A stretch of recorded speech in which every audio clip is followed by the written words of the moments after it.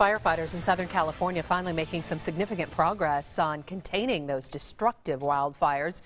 But at least 24 homes and condos have been destroyed.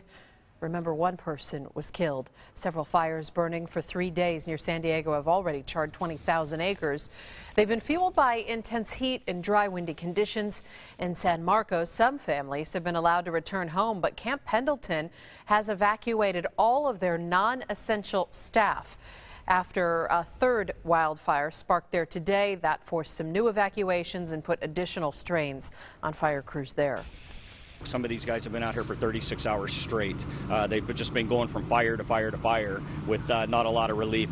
Yeah, and there are still several active fires in Southern California. 4 are contained now, and these calming winds and cooler temperatures will help the effort. That's heading into the weekend. But the threat of new flare-ups in the San Marcos fire may be shrinking, but today they're getting a clearer look of the enormity of the damage some of these homeowners are dealing with. No, Headlining Graph is taking us back inside an area that found itself in the heart of a firestorm just 24 hours ago.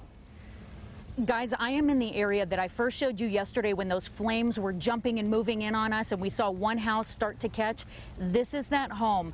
There was no saving it. It is completely demolished. Just looking at it, you can tell this is the living room, the chimney right there, and then just next to the chimney, every now and then it's so hot still in there. We see that smoke rising, and any amount of wind starts to kick up new little flames. As for the rest of it, it's hard to tell what anything is. We can spot a few lights that were around the room, maybe some planters. Just to show you how hot it got, this is lawn furniture, and it's just totally melted off the side. That's how hot these flames got. Back here, there's a bird cage that was just thrown out here. It's totally demolished. Over here, this is the kitchen. You see that seafoam green? That was the stove, the oven.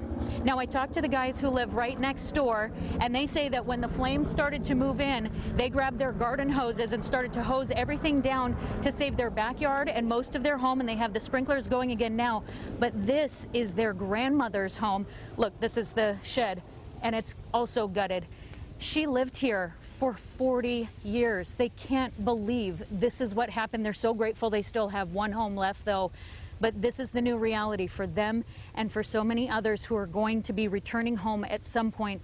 Not much of a homecoming at all. And that is what is happening right outside the fire lines of the San Marcos fire today. Now back to you.